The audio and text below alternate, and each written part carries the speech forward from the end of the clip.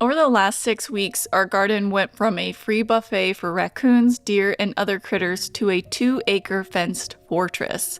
But the transition was a constant battle. We fought through dry, cement-like soil only to be hit by rain that left us with muddy holes that wouldn't drain. Between a tool failure that nearly stalled the project and the relentless pressure of spring planting, every single step of the way took much longer than we ever anticipated. The reason that it's so important for us to protect our food is because we don't grow a garden for amusement, a hobby, or relaxation. Instead, it's how we feed our family of 8 all year round. So when we realized our old dilapidated fence wasn't working, we tore it down and went back to the drawing board.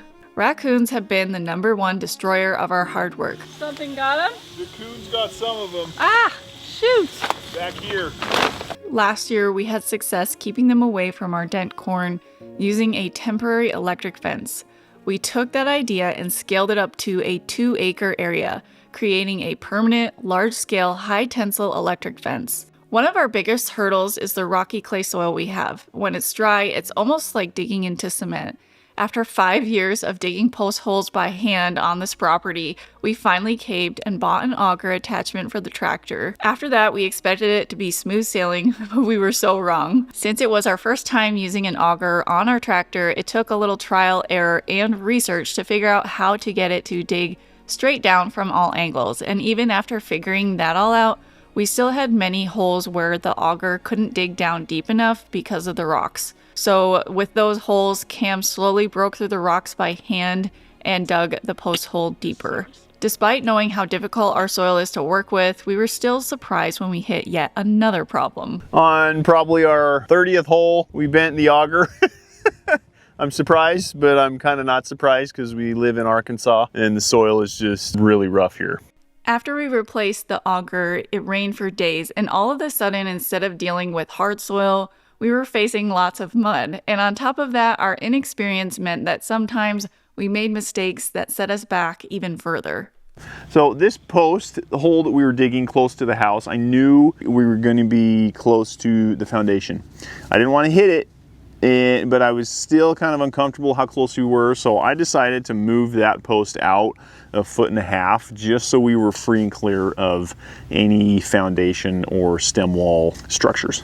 Once we get this post set, there's going to be a gap between here and the house of about 2.5 to 3 feet. So we'll make sure to fill this gap in so that animals can't get through and it's part of the fence. Since we needed to move out that first post away from the foundation about 1.5 feet, we are also needing to remeasure where all of the holes will go for the posts. So Cam's working on that right now, and then we'll get digging. This side of the fence is also a little bit tricky because we have all of our utilities here and the lines underground that go to the house.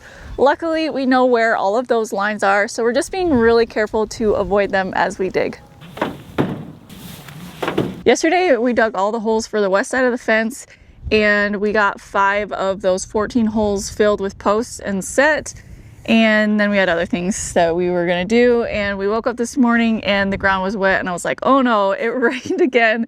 I looked in the holes to see if it had filled with water, and luckily it did not rain that much, and we can work on them today. On the opposite side, where we had dug those holes and then we had a huge rainstorm, those are actually still filled with water today, and it's been draining for 3 or 4 days. We'll figure out a way to get the water out, but there's about 20 posts that we have left to set in holes, and then we'll have 3 of the 4 sides done. So that's what we hope to get done today. Yes. I got the west fence line all done, and it looks nice and straight. So I'm over on the east line now, and this is the side that's super muddy, and it's a mess of stuff that I got to try to figure out before I get any posts in the ground. This stuff reminds me of refried beans or chocolate milk. Either way, it's making me real hungry.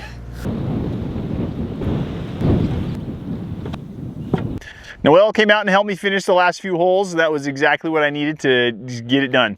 So we're gonna head in for dinner. Chocolate milk and refried beans. Sure. After Cam and Noelle finished setting those posts on the east side of the fence, we had to pause most of the fence work to do our spring planting. And 3 weeks later, most of our plants were in the ground. And we also finished getting those posts set on the south side too. We're at the point now we have to get this fence done. So we're giving ourselves 4 days to get it done, which is basically one side of the fence per day. Our spring planting dates are pretty set, so we had to make sure that we hit those dates, and we still have some spring planting we need to do. So simultaneously, while we're going to be rushing to finish this fence in 4 days, we still have a couple of things that we need to plant and pot up. And I just told Cam, I was like, I am getting so nervous. We've been lucky so far that no animals have gotten in there, but the more we plant, the more risk we take with it being completely open like this. Anything can get into our garden right now and just go to town. So we're at the point where we definitely need to get this done ASAP. So giving ourselves a deadline is just the best way to do it. So Becky and I are going to tag team getting this line of fence done today. So she's going to work on these wood post insulators up here. We're doing 7 per post, so it's quite a bit of those. And then while she's doing that, I'm going to work on the end, like the termination points, making sure the tensioners and just the end lines are good. This is the termination line where I have this little end insulator. I don't know what they call it. And I have another wire that's going to go through here and then run down the line. Hooking up an electric fence with this high tensile wire, you got to make sure that there's no place that it can ground out. So it takes a lot of insulators, more parts, just more stuff to do. If it keeps the critters out, it is 1,000% worth it. So then about right there, yep. Ow, my finger. No. Okay. Okay, now squeeze. Wow, you're tough. Okay, got it. I grew up in Idaho and enjoyed very mild summers there. After Becky and I got married, we moved here to Arkansas, and needless to say, the summers are very hot. I used to think I was pretty bad at handling this heat, but I realized I was just missing one simple thing. I'm really glad that I found out about Element. It is an electrolyte drink mix that has everything you need and nothing that you don't. When I sweat after, say, a long day of working on the fence or anything outside, I lose a lot of sodium. If I don't replace this sodium, this is when cramps and muscle fatigue really start hitting me hard. We are all about clean eating and clean drinking here on the homestead, so it's nice to have a drink without all the junk. No sugar, no caffeine, no artificial ingredients, no BS. Element contains a science-backed ratio of sodium, potassium, and magnesium. Element is used by everyone from professional and Olympic athletes, exercise enthusiasts, and even everyday homesteaders like us. We know how important it is to replenish your electrolytes every day. A unique thing that we love about Element is they have sparkling drink options as well. My favorite is black cherry lime. Right now, Element is offering our viewers a free 8-count sample pack of their most popular flavors with any order. Get yours at drinkelement.com/seasonal homestead. I wish we could say we got a lot done yesterday, but we didn't. One of our kids had a track meet yesterday, and we have 2 kids in a track meet today. So it's been a busy couple of days for family things. We really haven't gotten as much done as we had hoped to. What we did get done was we got the process down of just how all the connections are going to happen on this fence. The first run is a little slower, and then the next 3 that we do should go faster. Not like lightning fast, but now that we have the rhythm down, we'll be able to get it done. Let's try this. Boom, boom, boom, boom, boom, right there. So we're going to get 7 strands of high tensile wire. The first one at the bottom is going to start 4 inches from the ground, and then from there we're basically going to go 4 inches, 6 inches, 9, and then 12, 12, 12, 12 until we get to like 5.5 feet high. That should do it. If we come back in a year and there's just a ton of critters getting through or whatever, we can always add more lines. I have my little setup here for these wood posts where the high tensile wires are going to run through. So I got quite a few of these wood post insulators. These are going to mount on the side, and then there's a little slit here where the high tensile wire will run through, and then you can lock it into place, but it still has movement, so it's not like clamped down. I think I have like 700,000 of these to put up. No, I'm just kidding. I probably have like 672 to be exact. So today we hope to finish up at least this full side and get all the high tensile on. That's the goal. Yeah. After giving ourselves a deadline to get this fence done, we would hit the end of each day and feel a little bit defeated because we weren't making enough progress. What was eye-opening to me was that we really can only dedicate so much time to a project each day because we have a lot of other responsibilities that we juggle all the time. With only 2 days left to complete our fence, I woke up early that morning to harvest the rest of our parsnips that had overwintered. We harvested 16 pounds the week prior and had been working on adding them to almost everything we eat. My sister Amy sent me some good parsnip recipes as ideas, and one of them was a parsnip cake. I loved that idea, but in our house, we don't really like traditional cake very much, but it did give me some inspiration, and I had the thought that using the parsnips in pancakes for breakfast instead would be much better. Putting parsnips in a pancake batter may seem kind of weird, but they were actually really tasty, and I liked them so much that I ended up making them twice this week. I've been on a little bit of a multigrain kick lately, so in addition to flour, I added oats, cornmeal, flax seeds, and sesame seeds. These also have raisins, chopped pecans, and the parsnips, so there is a lot of texture in them, and they were also so filling because of all the extra little add-ons. I was trying to find ways to use up our parsnips, so that's why they ended up in this, but if I didn't have parsnips, shredded carrots would also be a really good substitute. I was actually thinking of carrot cake when I made these pancakes, and all of the ingredients that normally go into that. These pancakes turn out best if we just barely mix the batter together and then let it sit for about 10 minutes before cooking. And usually I'm just preheating my griddle during that 10-minute time. We have an electric griddle that we've used a lot in the past, but I am using this one that came with our oven, and I've found recently that it just works quite a bit better. So now that we've finished breakfast, it's time to head outside and show you a massive issue with this fence build and how we resolved it. When we figured out where this new garden fence was going to go, we realized that the fence line would cross our driveway because the fence connects up with the house. So we needed a gate across our driveway so that our cars can pull through there. And the gate across that area, we need that there to keep the animals out, and it also serves another purpose. I'm going to tell you what problem the gate solves in just a minute, but first I want to tell you some of the things that factored in to the decision surrounding the gate. So since this is right at the front of our house, we wanted a really nice looking quality gate that was also automatic, so we ended up hiring that project out. This company was able to custom fabricate the gate just how we wanted it. So at this point, the gate is now mostly installed. They have a few final things that they need to do, and one of those is setting up the solar panel. This is going to be a solar powered gate. We decided on 16 feet wide for this gate, and it's 5.5 feet tall. At the base, we had them leave about 4 inches underneath, which we can add more gravel if we need to, if we want to make it tighter underneath.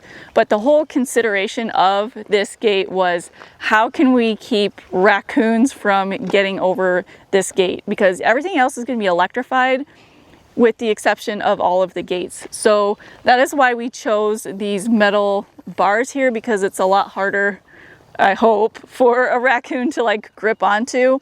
And we had them put a solid metal piece on the bottom to keep out things like armadillos and bunny rabbits. So something that has been an issue with our previous fence was we had manual gates, and every night when I would get in bed, I'd be like, did I close the gate or did I not? So with this big space where our cars are gonna pull through, I thought through it and I was like, an automatic gate is going to be totally worth it, because then I will not have to worry at night whether or not I left the gate open. So now for the other problem that the gate solves that we didn't even plan on, but it's gonna be really nice. Sometimes when visitors come to our house, we have like a loop that goes past our front door, but the natural path in the loop is you come around and it pulls into our driveway. So I think sometimes people just thought it was more convenient or got confused, and they pull all the way around to our garage, and then there's a little side door there that we use as a family, and they would come in there. So this is embarrassing because we always hide this part of the front of our house. But our front walkway, we never finished it. We didn't do like a sidewalk or anything like that. We just dumped some gravel here, and it is looking very neglected. So it's easy to understand why people pull past this area or don't see it as like a nice inviting entrance, because it doesn't look very nice and inviting. Putting the gate up is having a huge ripple effect, because we want to be able to enter into the gate easier than what we are now. Right now we have this set up as a big loop, so it's a little awkward to get into that gate. So just to make it flow better for us, we're actually going to redo a huge portion of the driveway. It's going to be like 1,000 feet of driveway where it just goes straight from the gate down back behind our barn and then hooks back up to the rest of our current driveway. Something we really wanted to do was minimize the amount of manual gates we have so that there's less weak points in this fence where things can get left open and animals can get in. So we only have one manual gate here along the front of this fence. And then the only other one we have is over by the house where we can get to kind of like this side yard to our backyard.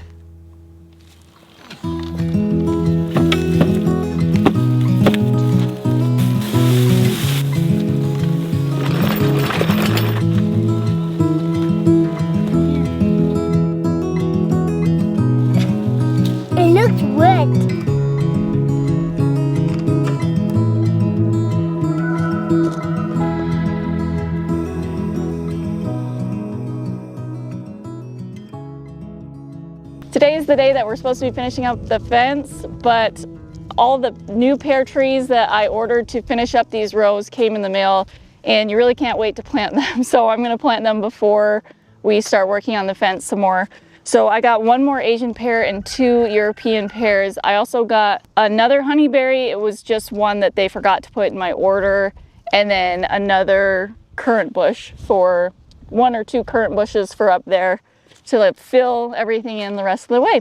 As we were putting in our pear trees, I looked over and saw the peas, and I thought maybe I should tell you guys what's going on with the peas right now because it's really interesting to me.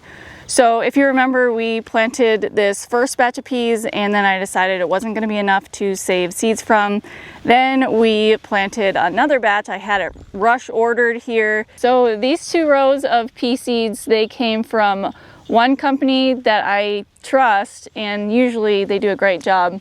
And these 2 rows of peas, they came from Johnny's Selected Seeds. I am really surprised and disappointed that the germination was so bad over here on this side. And we're planning on saving our pea seeds this year, so obviously I'm going to save from these ones that are more robust. They have better germination. They just look so much better. I'm counting it as a huge blessing that I ended up buying some more and that this other company was out, because I would have thought that I did something wrong again or something like that. So now I'm seeing that the only difference between the 2 was that these are from a different company. All of these pea seeds are the same variety. They were planted nearly at the same time and using the same method. Prior to planting, I soaked them prior to planting.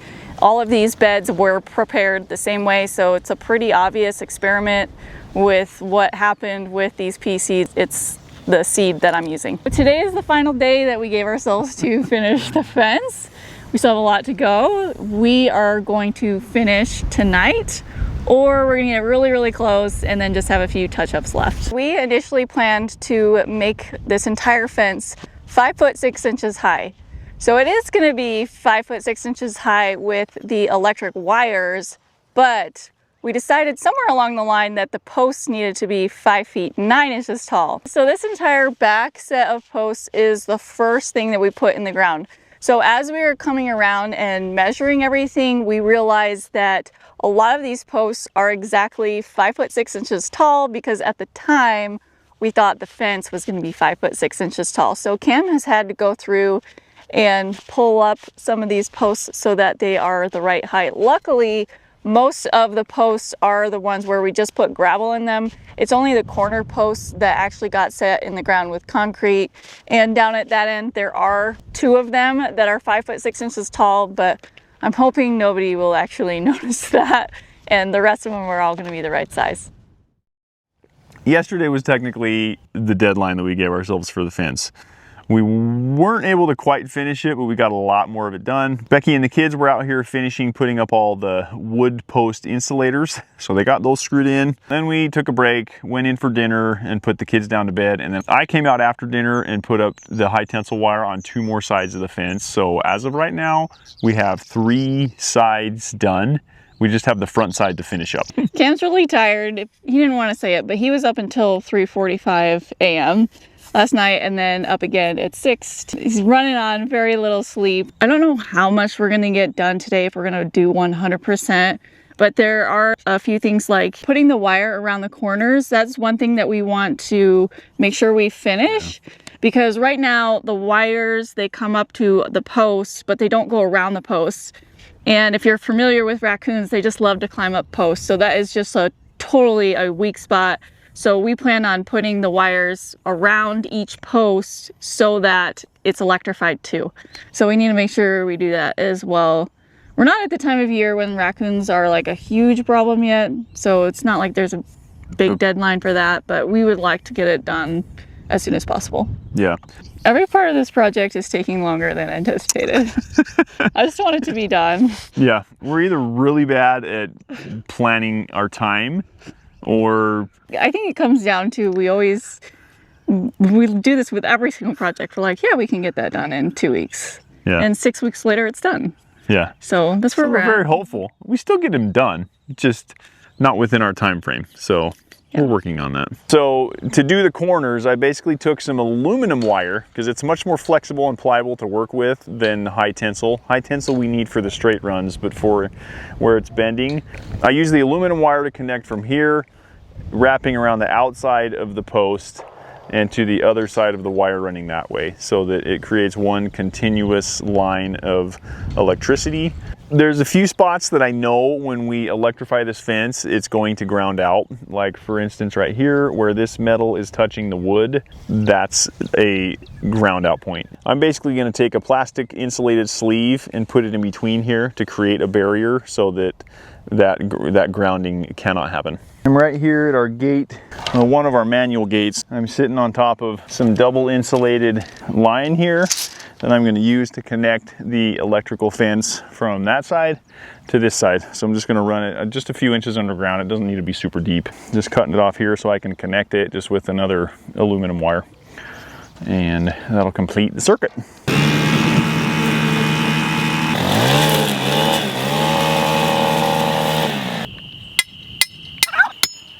I have one ground rod in. I do plan on coming out here and putting in probably 2 or 3 more and connecting those, because grounding is very important. So for testing purposes, just to make sure the electric works and we're not shorting out anywhere else, I'm gonna leave this here and hook it up as is, and then I'll just come back later and get it grounded better to finalize the whole setup.